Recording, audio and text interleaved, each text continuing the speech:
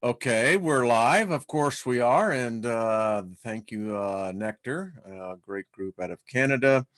BOSTO to everybody today. How are you doing? And remember the future. Yeah, it's a great album. Check it out. Hello, David Barry. Here you have a broken thumb. That has to hurt like a bugger. Hello, David Castle and Kaz. Much love. Just love having her on. What a family. Bernadette, hello. And Kent Cook, hello. Favor BA to everybody this day. Wednesday, hello, Sabrina. Good to see you. Red Roof Ranch, Bosto. Lucky Stone, thank you for dropping in, being a part of the journey.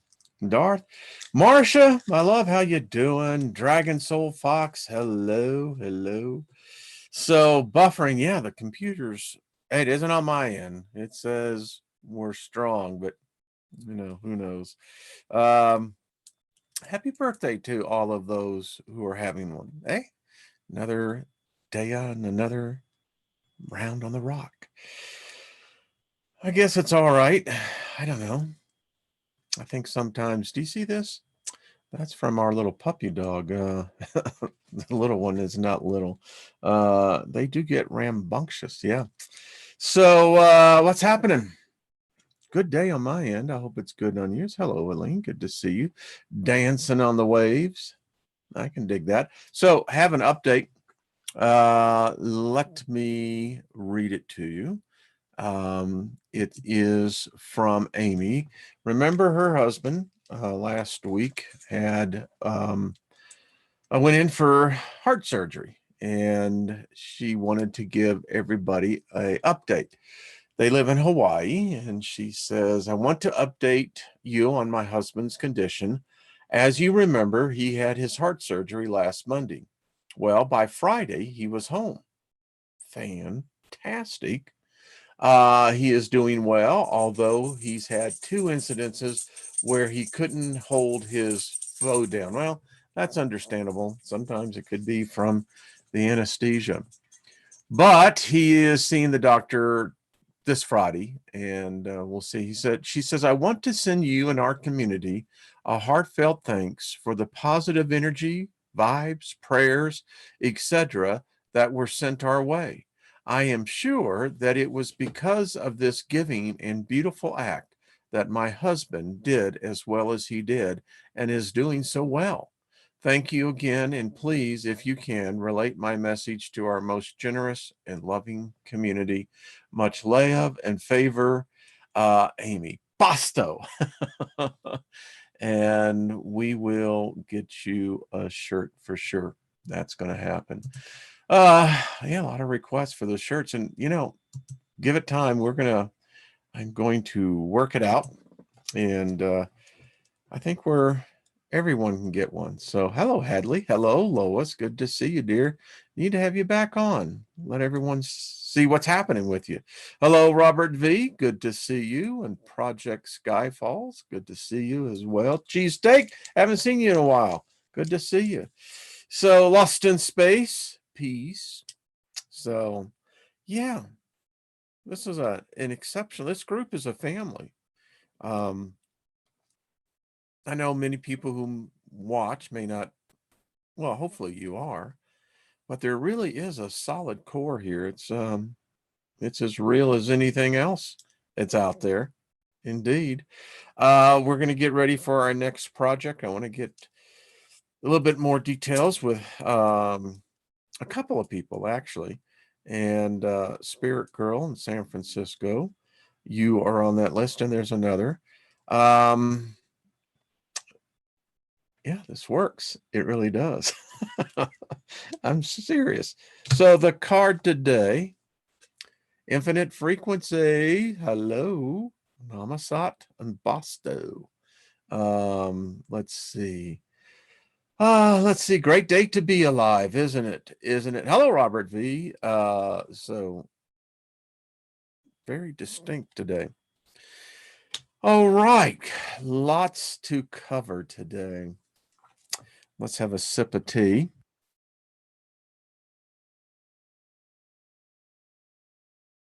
Oh, yes, I forgot. Sanji says to say hello. He smiles all the time. I'm telling you. And, you know, we know that Brian, our brother on the other side, is a part of this. So, yeah. Yeah, Stanji has this place of honor in here, you know. Robert V, Blue Waves, that's what it was. It was a fact. That's true. So let's do some fun here. Got lots to do. The next part, I know it's going to seem a little odd, but I've actually had a couple of people ask, and Josh, this is for you. I'll write you an email a little bit more. Prosperity. How does prosperity come about?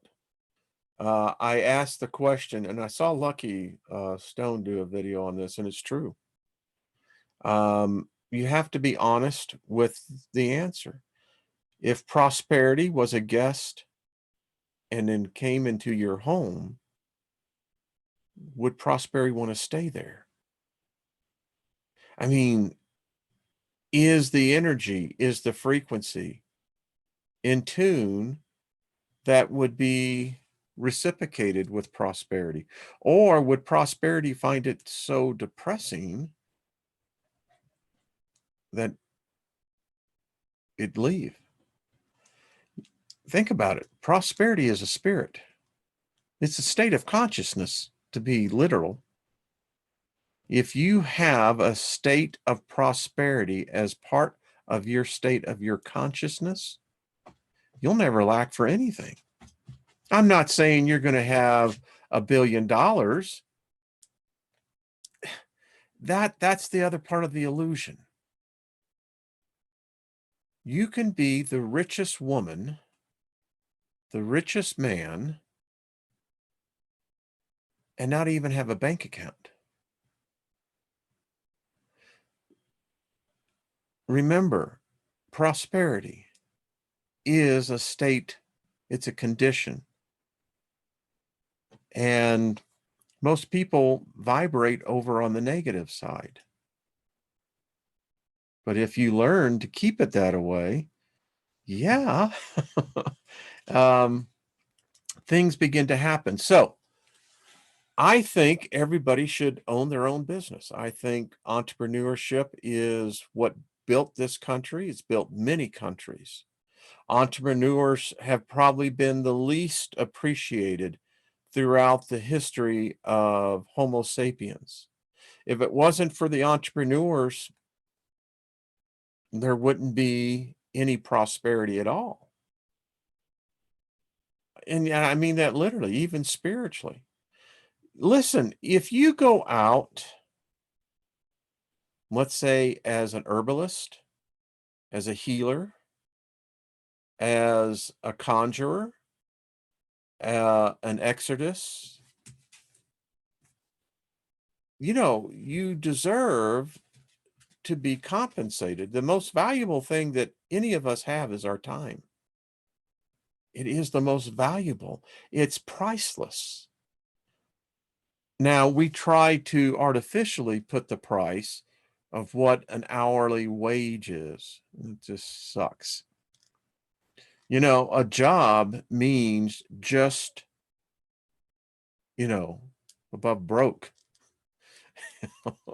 You don't want to be that way. So what I'm going to show you is for those of you who have been asking, and I will just go through it real quick because this is not a business class, but actually life is a business class when you think about it. And if you ever flown back in the day, you know, there was a first class and there used to be business class. In fact, back in the day, business class was really kind of a cool place to be at. But anyway, I digress. Let me just say this. Every artisan, an entrepreneur is creative on many different levels.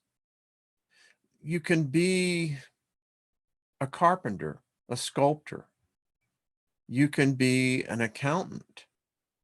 You can be a facilitator.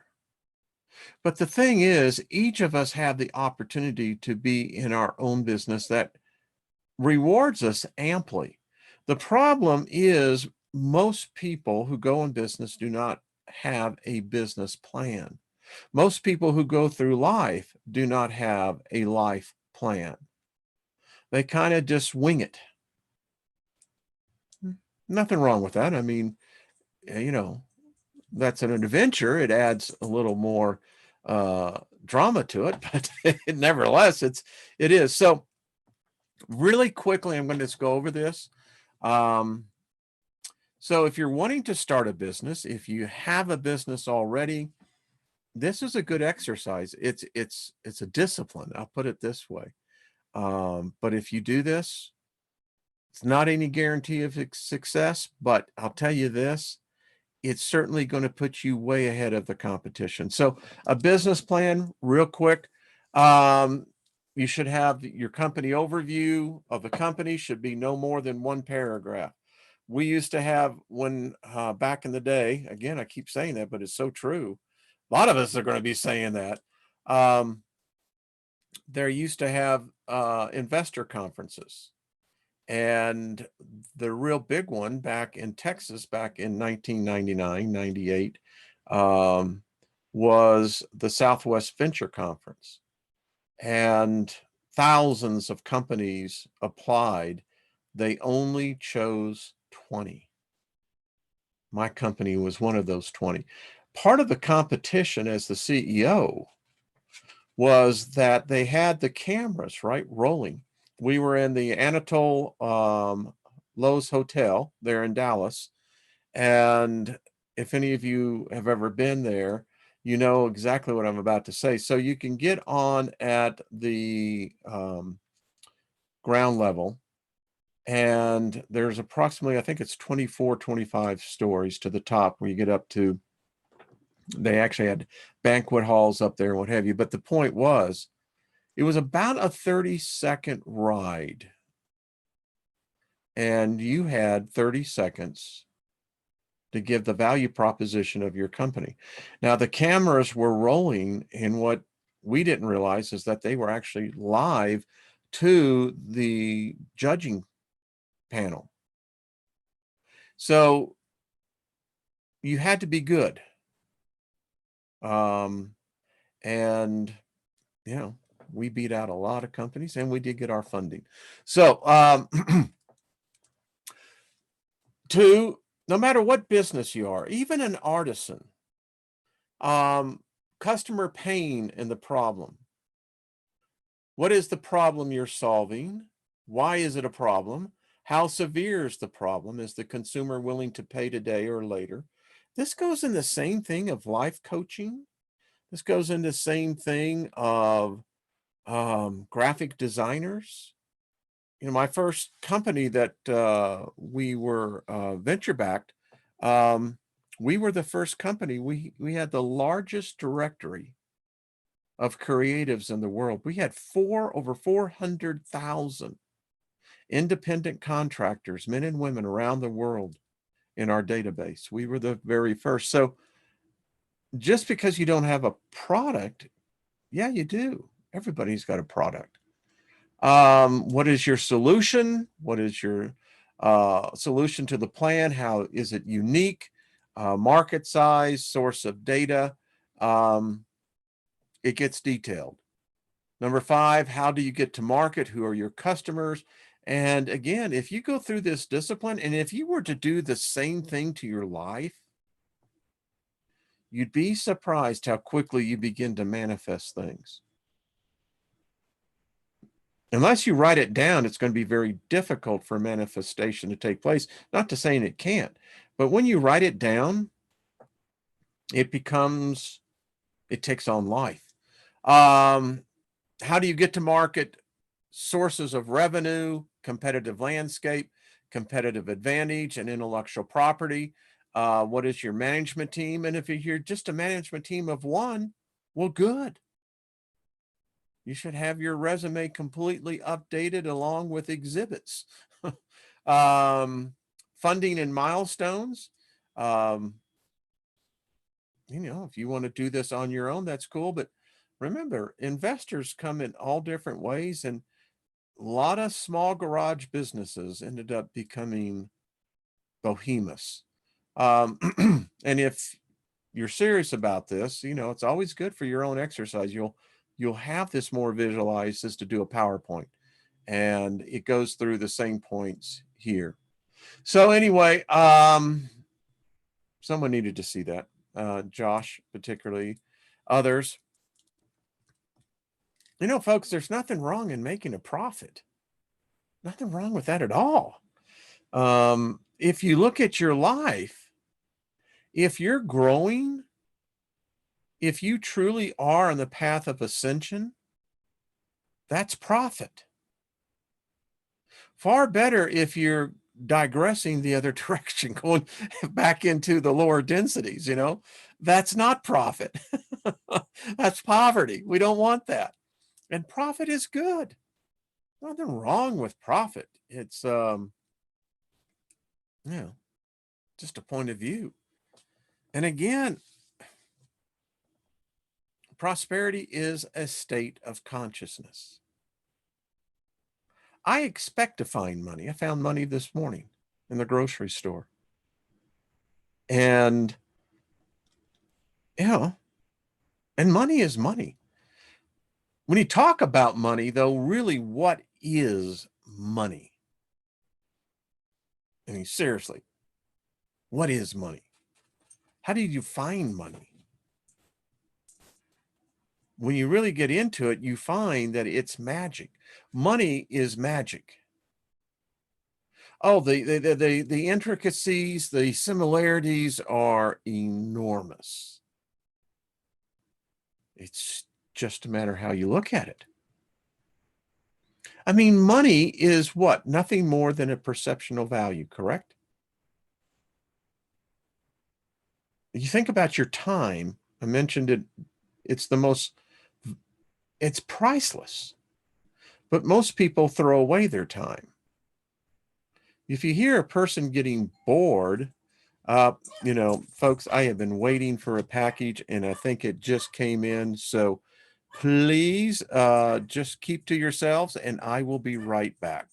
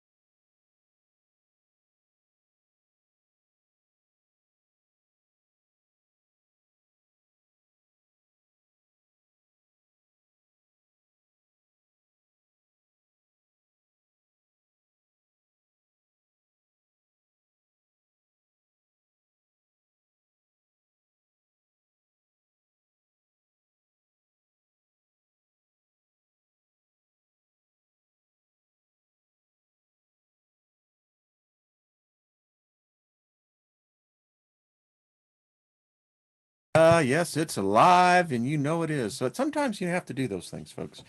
Yeah. Anyway, getting back to all this money, it's an amazing illusion in itself. So I got some stuff pulled up. Hold on one second.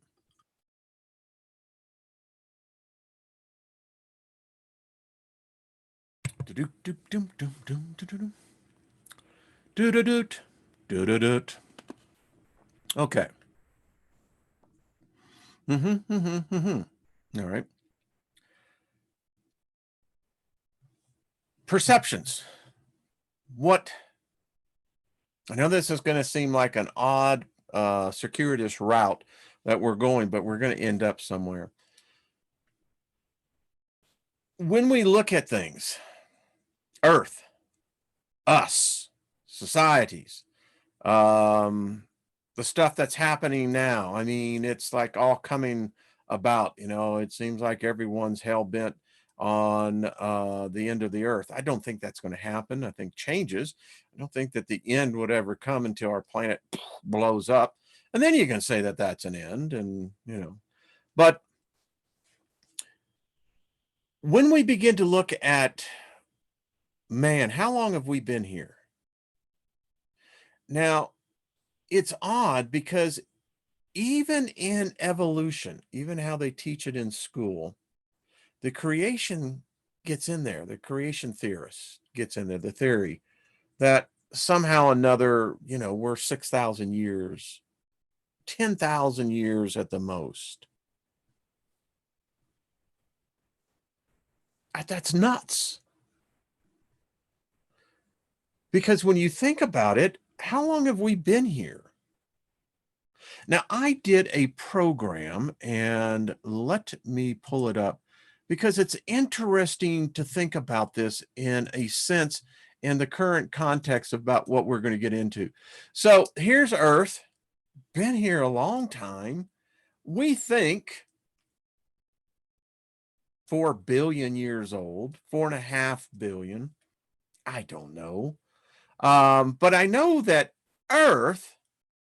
on Earth, today, there are over 10,000 gods that are worshiped on Earth today. Now, when you look at all these, those are galaxies. Some bigger than the Milky Way, some not so big as the Milky Way. The Milky Way is 100 million light years across. 1 light year is approximately 6 trillion miles.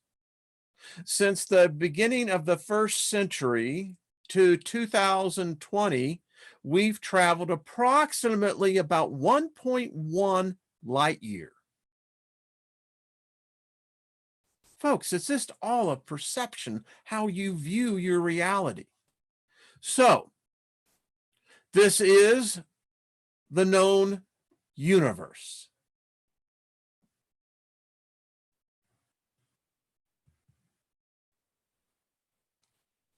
We go by the precept, those who live above, also those who live below. The torus. Now, we know that Earth, or so they say, and you can actually look at the puzzles, that there was once a solid continent called Pangaea Ultimea. And within those continents, you have Eurasia, Africa, North America, South America, Antarctica, Australia. We now know that there are 2 others that would be added to this. So the question you have to ask yourself, were there any people? Were there any animals? Was there any fauna, plant life? To say no is the most asinine response you can have. But if you take the modern day religions, they don't want to believe this crap. No, that goes against the grain here. But nevertheless,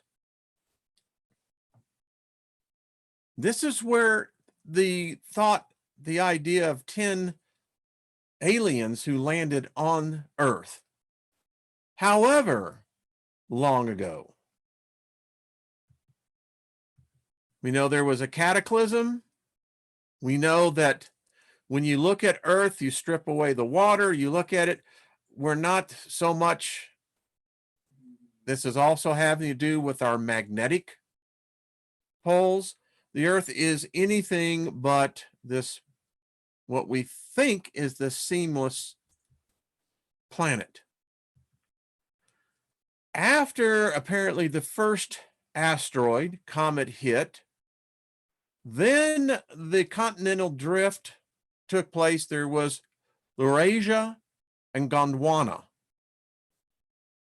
Now we got to ask ourselves, in the first cataclysm, were there humans? Were there people? Well, somebody was here. I did an interview with a delightful lady, Judith, in which I'll be posting later. Um, she was from Germany, and she was very fascinated in the study that I did here on King Og. Now, you see, for me, this is not a problem for me to see a time of the Titans. The gargantuans is what I call them. Because if Earth, it's ever changing. Now, I don't know how this actually worked because you got this whole rotational issue. I mean, it gets complicated, but somehow or another, the Earth was much more elongated or something. But there were two primary continents, Laurasia and again, Gondwana, and you can begin to see how the continents are beginning to look. From here, we called this Pangea,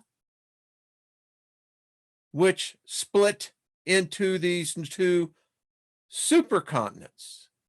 We called this during the Triassic period. So we can dig and we can get the evidence. This is what makes me always, when I finally started figuring out that planet Earth is the last place you'd really want to put a living species. It's a very violent planet. So anyway, so the question has to be asked, was there people? How far did they advance?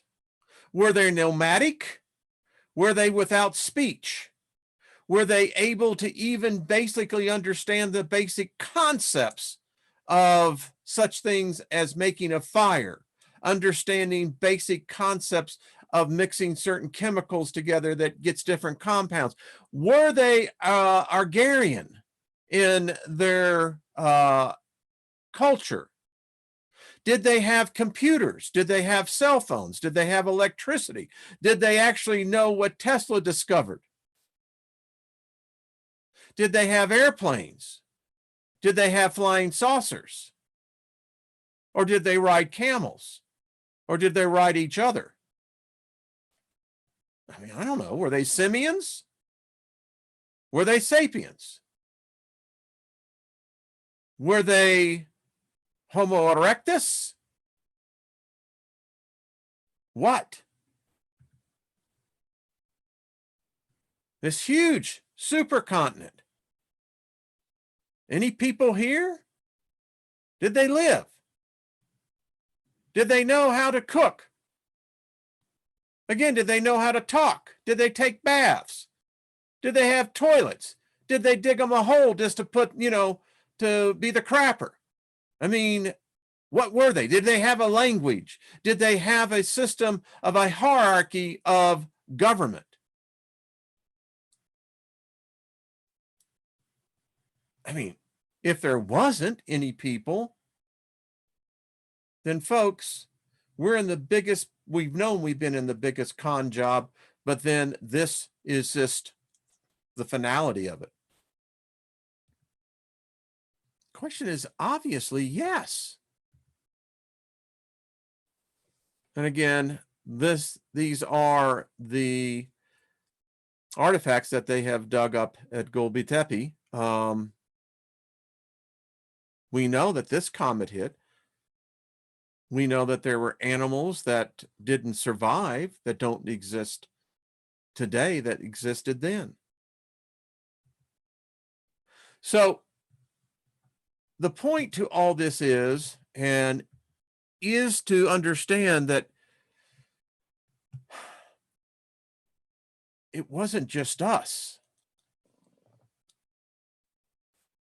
but our thinking, we have been taught that early man was nothing more than an ape, a monkey, a simian. Our blood says that. Our genes say that. Our DNA says that. People don't like to think that way. No. It's an insult. to think that we had any association with a simian. But the same could be true that we have just as much in common with a snake. Reptilian. So when did this take place then? You see, we got to get in through the bullshit here and push it aside and begin to get this, because we'll never get to ascension until we begin to be honest and begin to ask some of these questions. So when did this occur? When did this version occur? Was it 6,000 years, 10,000 years, 60,000 years, 100,000 years, 1,000,000 years ago?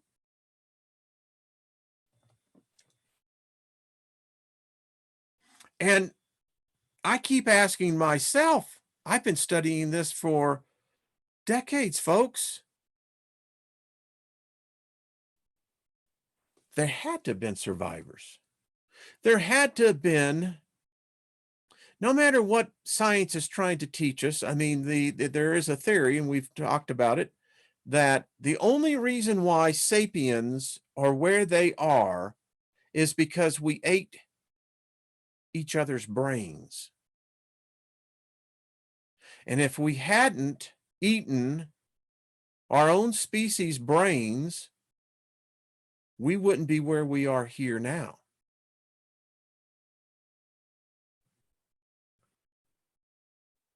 I mean, is that really the history? I can't accept that. I can't accept that there would be that debased level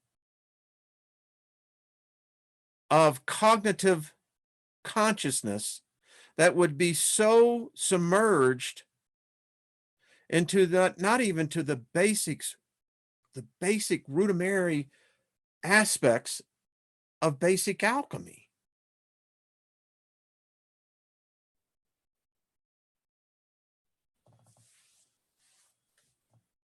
It's a hard question. Not even the Abrahamic religions, not even the Lord, the garden story. You begin to see how absurd that is. Unless it's allegorical to something much more sinister. We've perceived it to be very benign. Because we start beginning to see some things here. Either we've progressed along this path, and folks, if you were to do the chart on this thing, I mean, it's virtually a straight line. Very little inclination of advancement. If you take that we somehow emerged out of the last cataclysm, suddenly all shiny and new.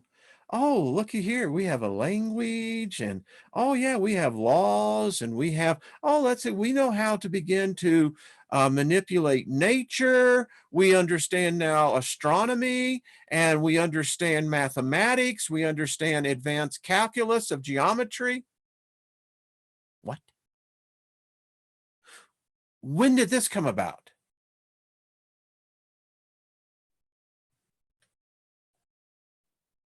Because if those cultures, let's say Pangea, you're saying in all of Pangea, there was not one single man, homo,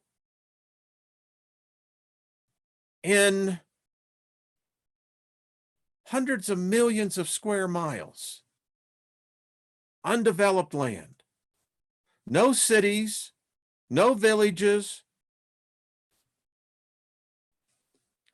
I have a difficult time putting this as to what we are today, which lends to the fact that we may be probably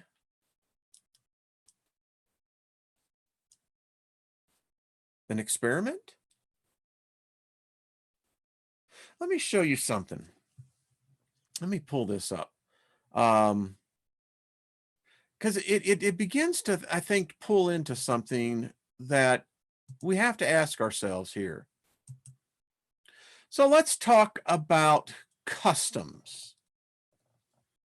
Because you see, our customs become our history. Why, you know, by God, I'm telling you, they nailed some dude to a cross back 2000, and you know, he was God. Really? Let me tell you a different story about customs and how they become history, erasing the knowledge. So Christmas, have you ever wondered why in Christmas we cut down or carry evergreen trees inside our houses and decorate them with fancy ornaments and place presents underneath them? So why do people bring pine trees into their houses at the winter solstice, placing brightly colored red and white packages under the burrows as gifts to show their love for each other and as representation of the love of God and the gift of his son's life? It is because underneath the pine burrow is the exact location where one would find this most sacred substance, and Amatea muscaria. I had this down. Muscaria in the wild. Mushrooms. Presents. The Amatea muscaria is the red and white magic mushroom that grows almost exclusively beneath the pine trees. One of the active substances in the hallucinogenic mushroom is DMT, and the the enthogen naturally produced in the brain's pineal gland. The pine cone-shaped pineal gland is an organ that produces the same DMT found in the pine tree fungus, Amanita muscaria. I think I said that right. So the whole point to all this, folks, is that look at this custom. You go into the Vatican. What do they have there? They have the pine cone. It's everywhere. It's in the Samaritan. It's in the Mesopotamian. It's in the Egyptian. The pine tree, the cone. The pine tree is one of the well-known central relics of Christmas. Under this tree is where those who are deemed good find their reward in the form of a present. A big red and white rounded mushroom grows under the very tree we are looked under on a Christmas morning to find our gift. James McArthur, The Mushrooms and Mankind. By the way, when you look at Christ Mass, Christ Mise, red and green and white as Christmas colors comes from the evergreen tree and the red and white mushrooms underneath. The word Christmas originally comes from the Egyptian Christ, oil anointed ones, and mess, the sacred cakes annually made and ingested by the Egyptians. This Eucharist was originally made from Amatea muscaria, or was the mushroom itself. The tradition existed all over the ancient world, but most of the iconography and the symbology recognized today comes from a pre-Christian Northern Europe. The very name Christmas is a holiday name composed of the words Christ, meaning one who is anointed with the magical substance, and Mass, a special religious service ceremony of the sacramental ingestion of the Eucharist, the body of Christ. In the Catholic tradition, this substance, body soma, has been replaced by the doctrine of transubstantiation, whereby in a magical ceremony by the priest claims the ability to transform a cracker, round wafer, into the literal body of Christ, i.e. the substitute or placebo. And it goes on. It gets weirder. We won't cover it all. Don't have enough time. But nevertheless, and when you begin to think about this, I contend that computers have been here before. I think skyscrapers, I think that advanced technology of humans, or at least some form of human, some genus of our branch of the tree, I think that we have been through this cycle many, many times. Because if we haven't, let's just stop and think about it. You see, there is that one verse in Ecclesiastes that says there's nothing new under the sun that has not been known to man. Nothing new. Nothing. Nothing is new. Nothing. That has to refer to as well in spirituality, would it not? I'm asking, literally, folks, in this family, this group of bright souls, where's the ascension? Why do we think it's suddenly upon us? Because something's wrong with the story in the background here.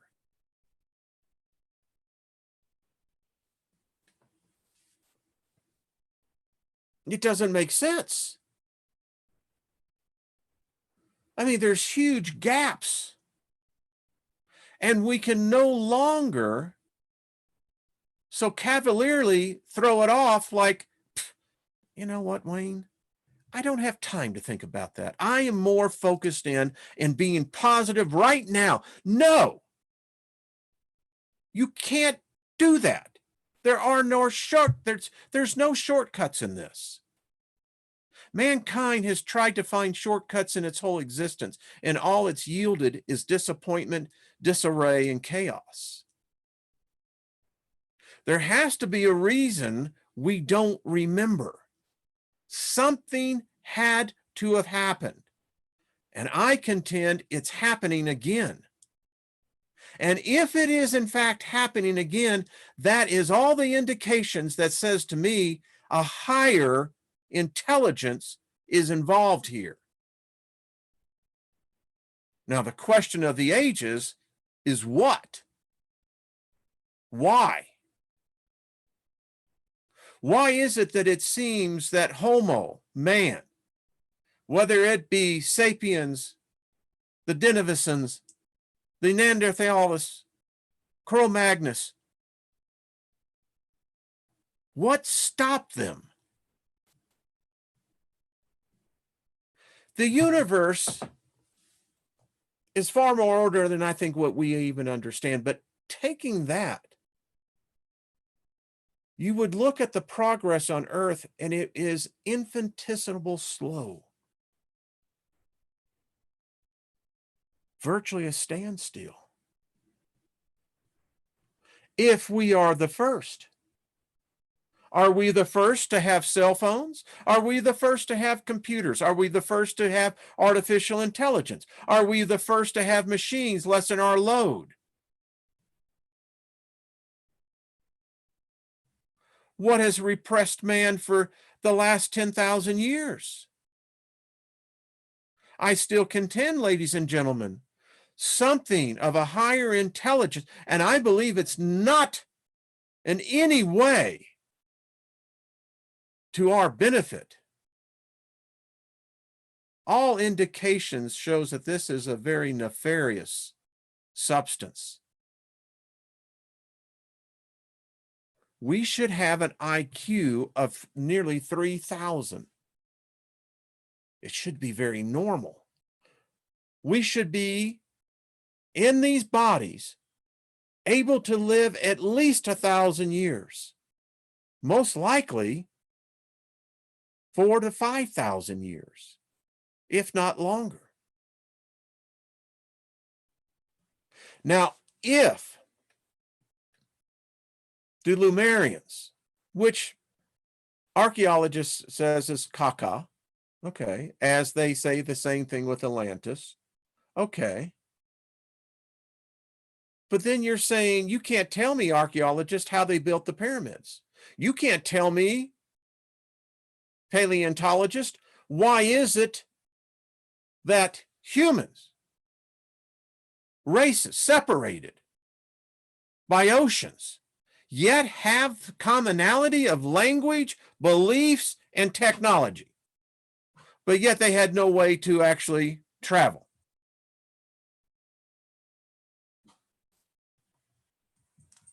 I mean, I'm just trying to figure this out the way the best of the rest of us. And if we believe in the cockamamie religions that suddenly now the gods or God or whatever you want to call it has decided to be oh so magnificent and just so gracious and having such mercy and pity upon us that somehow or another we're all going to either die or be delivered.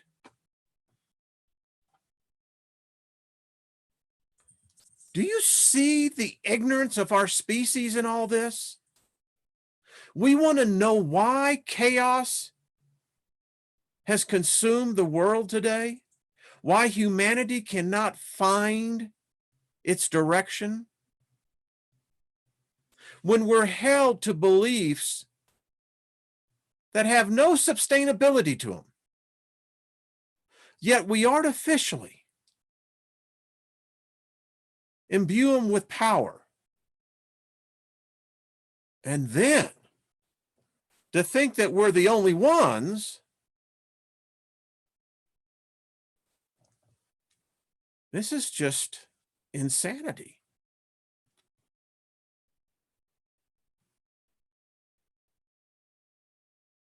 Virginia, that's to say that we haven't already discovered Alzheimer's in the past extinction. There's been at least 5. They tell us now we're in the middle of the 6th. That right now you're seeing humanity, what an extinction a level event begins to look like. Look at the world today and look at it without any filters, and you're left to easily conclude we are destroying ourselves. No God, no Jesus, no white horse, no nothing is going to come and save us. I think we've done this to ourselves before, and we're doing it again. Now, my whole point to all of this as we continue to go down this path is that if technology has existed before, and some of the architecture, the digs that they have found, particularly in the area of Siberia, that whole Eurasia corridor through there, they have found what looks like to be a nuclear power plant. Manufactured pipes, now fossilized, in the side of a mountain. If Atlantis existed, and let's just go deeper. Let's just go ahead and really get deep in this. You see, this is why I know something is, it's just not right. I'm talking technology, ladies and gentlemen. The technology, you and I right now have the ability to exchange energy. Visually, you can see me. I can see people writing in the chat room, and there is energy being exchanged here. Okay. I asked the question, how old is man? How recent are this new form? And I can't help but not think, if you look at the Sumerian folklore, you know why I know it's not so much folklore? Is that because when I studied the scriptures, Old Testament, New Testament, but the book of Zechariah always fascinated me. I can remember back in the 70s coming across it the first time and just going, that's what started me down on the serious path of looking for UFOs. Because in the book of Zechariah, it talks about a flying saucer coming from Sumer. Now, how this made its way into the Hebraic belief system, Akkadian language, that they're mentioning about Sumer and flying machines. Oh, we get a real good one at about Ezekiel, but that's God, and that's how God gets around. No shit. We found that out about the Kivov. Just go back in the archives. Fascinating story when you realize what the Kivov was. It's a spaceship. You want to know why Moses glowed? You want to know why that Moshe had to wear a veil? He was contaminated with radiation.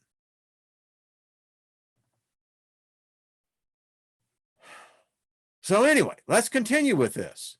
So if there were flying saucers in the Bible, the Quran, the Vedic, there had to be flying saucers here, had to be vehicles that screamed across the sky. Oh shit, they're still here today.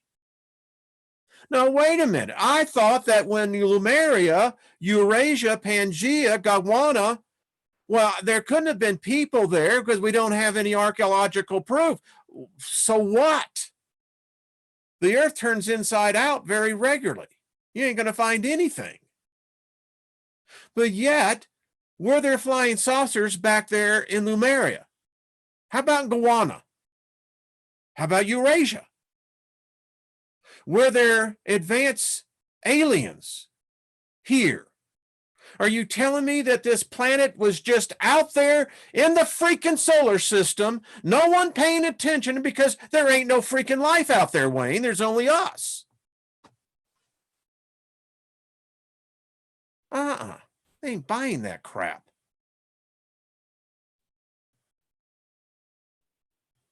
And it's all tied into this whole thing we're experiencing right now. This awakening, this sense of an energy, something, you can call it an expectation, you can call it foreboding, you can call it dread, you can call it happy days, whatever you want to put the name to it, but something seems to be coming. Something seems to be happening, and by all indications, it's happened before. And if it's happened before, why the freak don't we have any memory of it? It's the thing that I ponder most about us, the species. We go about our daily lives thinking that we are hot shit, that we got it figured out. I got the answers. I can all go to the great oracle and I can find out instant knowledge. But we're digressing, we're regressing.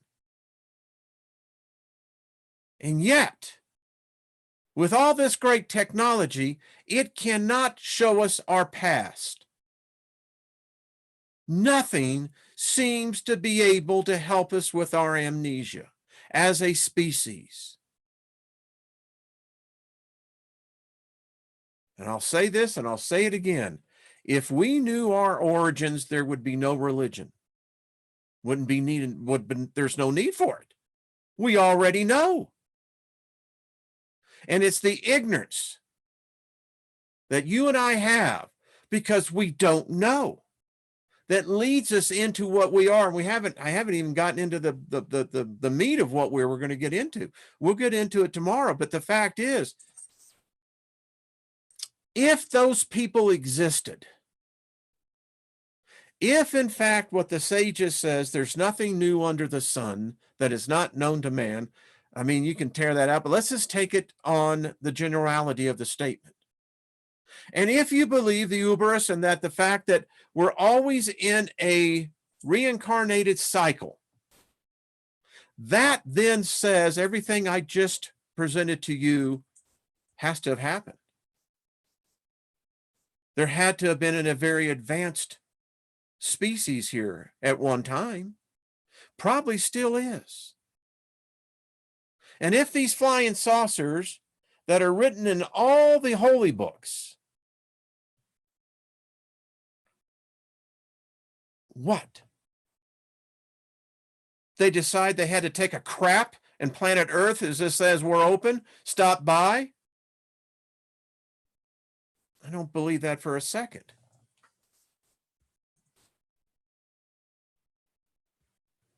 I like that idea, Bernadette. I do. Because if we could begin to seriously focus in on these questions as a species, we wouldn't have riots, we wouldn't have thievery, we wouldn't have greed, we wouldn't have countries wanting world powers, we wouldn't have these goddamn tyrants that come in here and present themselves as politicians, and somehow or another, as the world continues to burn, they're going to give us a stimulus check.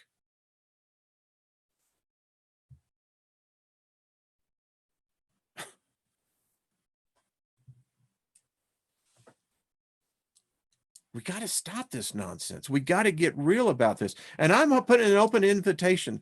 If you are deeply into this subject and have been doing the study, David Barry, I know you're one, get on here. Let's talk about this. Let's get into this, because we can't stop at religion as the foundation. We cannot stop at archaeology. We cannot stop at paleontology. We have to go deeper than this. We have to go from the mundane to the essence. Because I do not see how ascension is possible if you have this huge freaking void of your past sitting there. And I mean past as a species, unless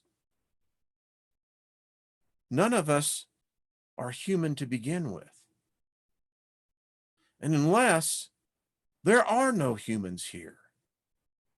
Everything we see here today was placed here. Everything that we see happening here is by a master design. Everything that we see unfolding is by a higher intelligence, hurting us.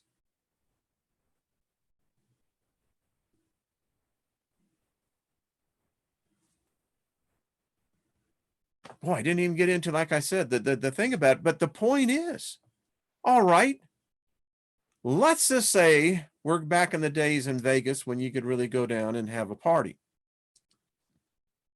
So we're looking at a roulette wheel. We're going to get the standard 37 numbers. So what are the odds that you would pick, that you would hit straight up, that in fact technology has been here? In fact, the advanced civilizations are still here. In fact, that there is a war that has been taking place for the last 11,200 years that we haven't had any idea about. What if, in fact, that we were used as an agent against something that was originally here, and that we are, in fact, the antagonist of this?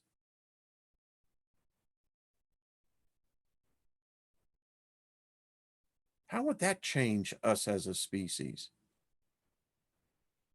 Somebody else is here other than ourselves. The Pentagon, as you probably have heard, is going to release that one of the UFOs that apparently they have captured, crashed, whatever, is not of this earth. Duh. Like, we're going, really? You're just now telling us? Oh, I'm shocked. Somebody else is pulling the strings here. And there's voices like mine, Rex. There's just many other voices out there. We're all saying the same thing. We're all sensing the same thing. Now, maybe Friday, when we do our card day, might be something to use as a focus, maybe to begin to find out. You see, I'm convinced of it. I feel it. I don't know if it's them. I don't know what it is. I don't even think it has a name, but something is here. It's been here.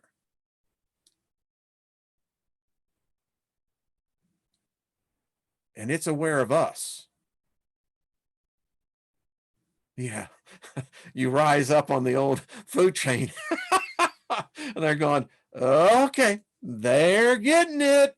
Oh, crap. Here we go. All right, folks. Man, what an hour. I mean, this went by, and I did, like I said, I didn't even get to the really good stuff. So, whew, what if we're the higher intelligence? You know, Lazy River, I have thought about that. I don't think so. Unless you want to throw logic and reasoning out. And I'm not saying that, you know, our logic wouldn't be insanity to someone else's advanced species. We would say, well, that's our logic. And they're going, you people are freaking crazy. You know, it's just a matter of perspective. But the only approach that we have is through a human lens. We got to get out of that. Got to get out of this human thing. And listen, I enjoy being human. It's a wonderful experience. But you know, there's something else. Okay. What, you know, and it does, you know, it's like the movie, The Gods Must Be Crazy. I don't know what the hell to do with the Coke bottle. You know, I don't know where the hell it came from, but the damn thing is bad luck. That's all I got to say. And I think in some cases, it's been the voodoo, the hoodoo has been put upon us. And, you know, I'm pissed off about that because I don't like what I see going on out there. I don't like it at all. BOSTO, you know, I didn't have my BOSTO shirt, but we're going to be wearing it. People are going to be getting them. Just give me a couple of weeks, folks. We'll be getting them into people's hands. We got to spread this BOSTO. It should be all over Facebook. It should be on virtually every Twitter and every whatever the rest of those platforms are. BOSTO, folks. It's not hating my brother. It's not hating my sister. I want to be of service to you. Yep. All right. 10101. All right. Much love to you all. Thank you. It's an honor to share the time with you. I know you have other places you can go, but this is a family. I enjoy this. And yeah, well, yeah, thank you. As a bus driver, yeah.